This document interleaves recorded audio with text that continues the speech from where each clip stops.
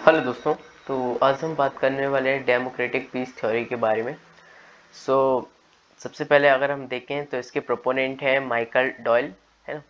Then इन्होंने एक influence होके इमैनुअल कांट से इन्फ्लुएंस होके ये थ्योरी दी थी, डेमोक्रेटिक पीस थ्योरी, जो कि 19th सेंचुरी के जर्मन फिलोसोफर रहे हैं इमैनुअल कांट। एंड उन्होंने अपनी जो पैम्पलेट थी परपेचुअल पीस, उसमें बताया है, देखो जो ये है ना, ये एक ट्रीटी नहीं है, ये जोन ऑफ पीस है। जैसे वेस्टर्न जो यूरोप है उसमें डेमोक्रेसी आने के बाद और फ्री ट्रेड एरिया होने के बाद ये सारी चीज़ें जो यूनियन बना है। एंड उसमें देखो ये चीज़ें भी बताई गई थ्योरी में कि constitution democracy do not go for war each other, है ना।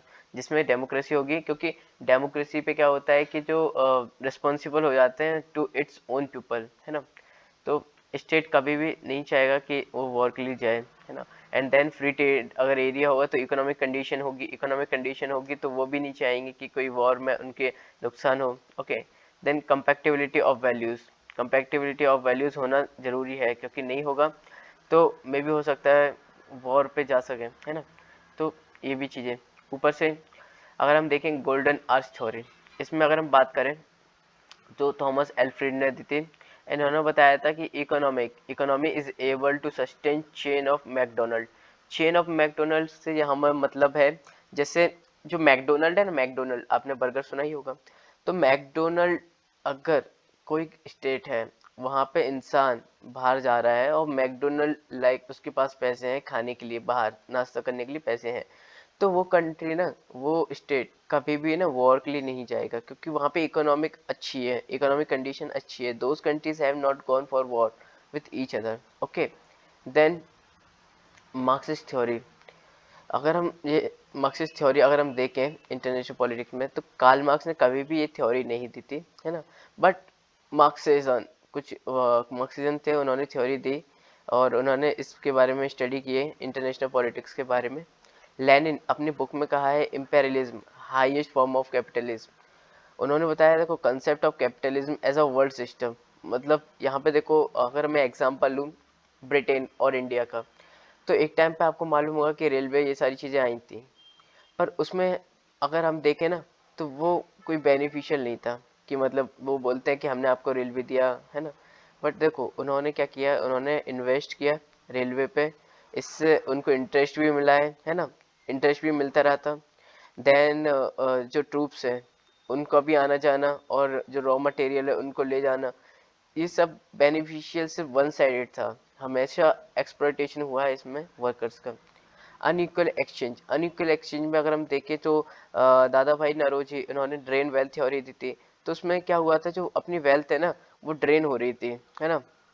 जो कि अपना जो ब्रिटेन से इंडिया से जो सामान था, है ना, वो कम दामों में जाता था ब्रिटेन, और मतलब जो ब्रिटेन खरीदता था, है ना, और ज़्यादा दामों में इंडिया में सारी चीज़ें बेचता था। तो ये सारी चीज़ें ना, अगर हम वेल्थ देखें तो हो ही रहता है। उसके बाद कंसेप्ट ऑफ डिप्लोमेसी, देखो अगर हम देखें ना तो जैसे ब्रिटेन और इंडिया का हम एक एग्जांपल लें, तो यहाँ पे क्या होता है ना कि जो रॉ वैसी सारी चीज़ें होती हैं, रॉ मटेरियल वगैरह, अब वो इंडिया से ना, कोई इंडिया किसी और को तो बेच नहीं सकता, सिर्फ ब्रिटेन को बेच सकता है। तो यहाँ पे ना वो ब्रिटेन है, वो कम दामों में खरीदेगा ये सारी चीज़ें, है ना, और वहाँ से गुड्स बन के आएंगे, वो सारी चीज़ें देंगे। तो ये सारी चीज़ें होती है कि मतलब कम दामों में सारी चीज़ें देना, डिपेंडेंसी रहना। ओके। उसके बाद देखो वर्ल्ड सिस्टम अगर हम देखें तो 16th सेंचुरी, मतलब फर्स्ट वाला था 16th सेंचुरी तक, और सेकंड जो फेज था हम देखें सेकंड डिवाइडेड किया गया है 16th सेंचुरी के बाद। तो प्राइमरी अगर हम देखें तो 16th सेंचुरी में जो ये प्राइमरी लिमिटेड टू यूरोप था। ओके। ये ग्लोबलाइजेशन नहीं था, सिर्फ वहीं तक पॉलिटिकल जो पावर वगैरह थी, है ना, ये सारी चीज़ें वहीं तक था।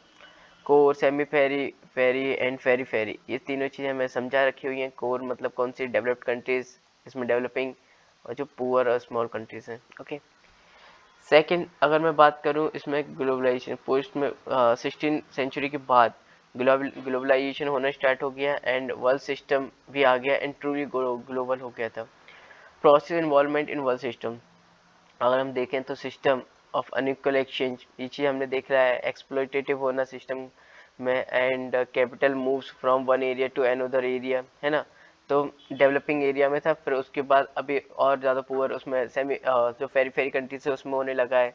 उसके बाद एरिया कीप्स ऑन शिफ्टिंग, है ना।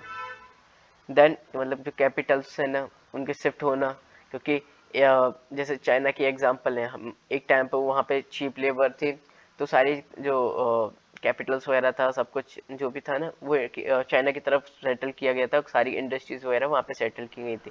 बट वहाँ पे अब चीप जो लेबर है ना वो चीप नहीं रही, और साथ ही उसमें काफ़ी चीज़ें चेंजेस हो रहे थे।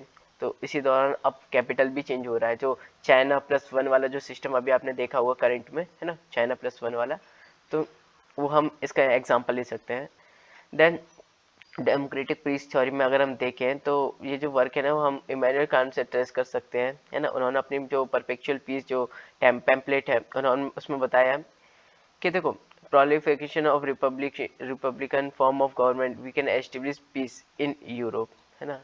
He talks about the concept of peace, establishing Pacific Union, and Pacific Union is not formal peace treaty, but it is a zone of peace and is based on a common understanding among the nation. Okay, then this understanding is based on democratic values. It promotes peace, resolution of conflict, and possibility of making barbaric world into the civilized world. Okay, then we can also trace the theory of democratic peace in the work of John Locke.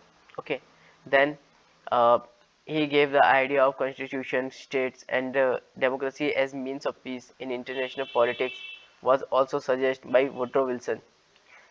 In contemporary times, leading proponent of democratic peace theory is Michael Doyle, and according to him, democratically elected government are controlled by the citizen. Citizens do not support wars, and this theory is based on the promise that there is an empirical fact to constitutional democracy have never gone for war with each other in recent history. Then they work on the hypothesis that relation between the pairing of democratic states is inherently more peaceful than pairing between the different types of states. मतलब ये जो democratic states है ना उनके बीच में काफ़ी अच्छी तरीके से पेयरिंग हो सकती है, या फिर इन कंपैरिजन टू डेमोक्रेटिक या कम्युनिस्ट, या फिर, है ना, और या फिर जो कम्युनिस्ट पार्टी, जैसे कम्युनिस्ट टॉटलिटेरिज्म, अगर हम टॉटलिटेरिज्म तो नहीं कहेंगे, डोमिनेंस देखें, one party system, single party system China में, तो उनके बीच और इंडिया के बीच के कंपेरिजन लेके काफ़ी चीज़ें हो सकता है. Then Michael Doyle has established a causal relationship between the two independent variables, democratic political structure and absence of war between democracies. Ever increasing economic cooperation and growing interdependence between the democracies strength international and peace minimizes the chance of conflict. Then golden arches theory. Okay, इसमें अगर हम देखें तो Thomas L Friedman ये proponent है, and it is a theory that establishes that no two countries that have MC McDonald had for war against each other. Friedman explained that theory is following manner: when the country reaches the level of economic development where it is the MC Donald chain, it is become MC Donald country. Means कि जहाँ पे जो burger खाने के लिए अगर रुपए हैं, है ना, मैकडोनल्ड में जाने के लिए अगर रुपए हैं किसी सिंगल इंसान के पास, है ना, बाहर नाश्ता करने के लिए, तो वो जो कंट्रीज है वो दोनों कभी भी वॉर पे नहीं जाएंगी, क्योंकि उनका जो है ना आइडिया है वो इकोनॉमिक डेवलपमेंट में हो चुका है. Idea behind the theory that is if we develop economic interdependence then it becomes difficult for nation to go for war with each other. Then Marxist theory को अगर हम देखें तो कभी भी कार्ल मार्क्स ने नहीं दी, जो कि मार्क्सिस्ट के जो पॉइंट ऑफ व्यू था वो इकोनॉमिक एनालिसिस के ऊपर था, है ना, more than the political analysis. Then अगर हम देखें तो यहाँ पे देखो कंट्रडिक्शन होना एक आम सी बात है ना. जब तक कोई एक ऐसी जगह पे नहीं पहुंच जाते, will reach the state where there is no contradiction. वो स्टेज कौन सी होगी? वो होगी कम्युनिज्म. ओके, मार्क्स ने कभी भी इसके बारे में, इंटरनेशनल पॉलिटिक्स के बारे में कभी भी बात नहीं की. ओके, ये लेनिन थे जिन्होंने इसमें बात करी, और उन्होंने बताया कि utilise basic concept of Marx has developed his theory of imperialism. Imperialism is a highest stage of capitalism, है ना, उन्होंने अपनी बुक में बताया. देन कुछ जो टूल्स थे, tools of investigation about the nature of international politics, जैसे हम देखें concept of capitalism as a world system. Today's capitalism is not limited to the domestic sphere only. The financial capitalism has resulted into the creation of worldwide system and capitalism nations. The core nations are dominating periphery nations. Okay, concept of dependency and a relationship between the countries of core periphery can be defined in terms of dependency, like जो dependence of colonies for the raw materials, जो core condition है वो raw material और market के लिए dependent है periphery पे, और पेरीफेरी कंट्रीज है वो डिपेंडेंट है टेक्नोलॉजी और फाइनेंशियल एड की वजह से।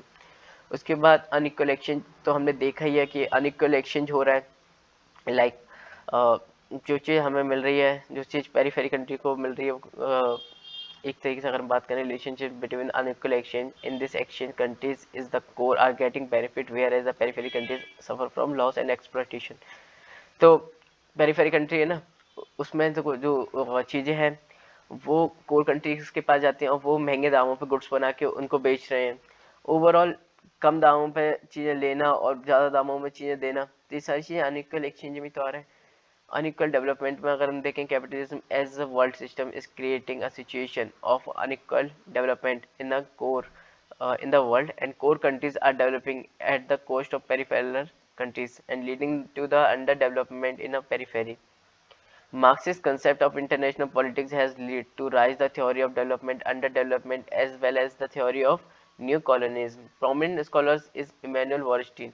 In his book The World System, he has analyzed the contemporary phase of world politics, especially in the context of emergence of globalization from the point of view of Marxism. अगर हम देखें context of Wallerstein studies, his studies based on the analysis of cause of poverty in the countries of Africa. Proposition of the Immanuel Wallerstein देखें तो poverty of Africa can be understood only in the context of the world system analysis. Okay, world system ये एक तरीके से conceptual framework है, okay, जो कि बताता है nature of relationship between the nation, okay, among the nation. And ये टू टाइप्स के थे, जैसे हमने 16th सेंचुरी में देखा और आफ्टर 16th सेंचुरी देखा।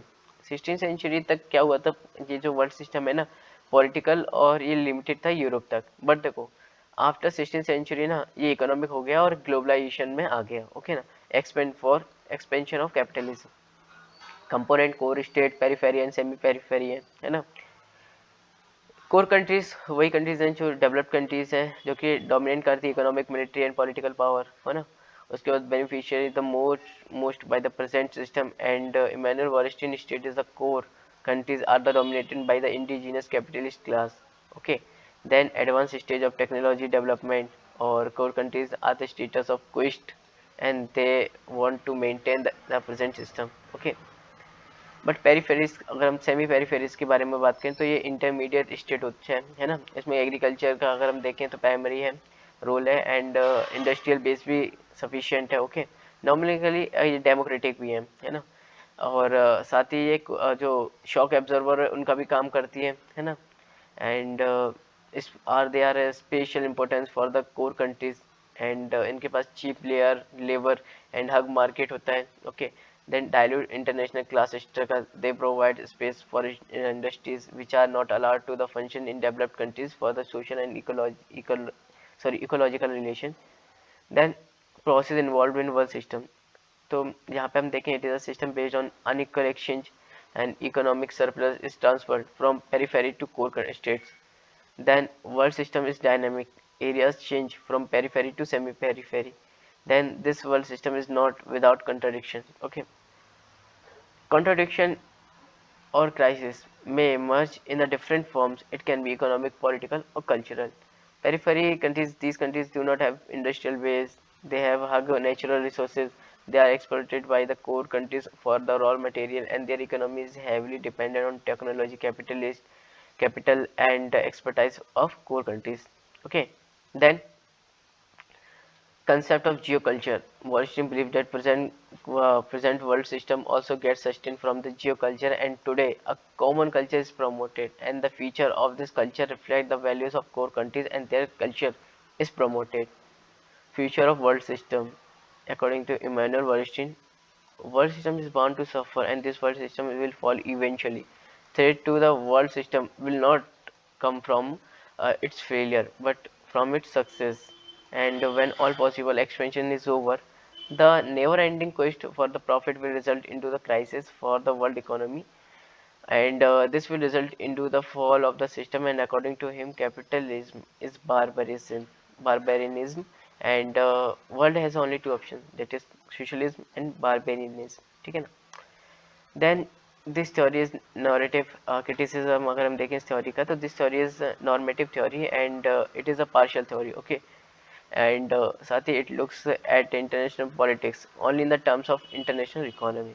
Even the analysis of globalization is also partial, and it overlooks the growth of transnational and social movement and rise of international civil society, and it also overlooks the benefits of globalization, okay. So guys, आज हमने इस topic को complete किया, तो मिलते हैं अपने next topic में, नेक्स्ट वीडियो में नेक्स्ट टॉपिक के साथ. Thank you so much.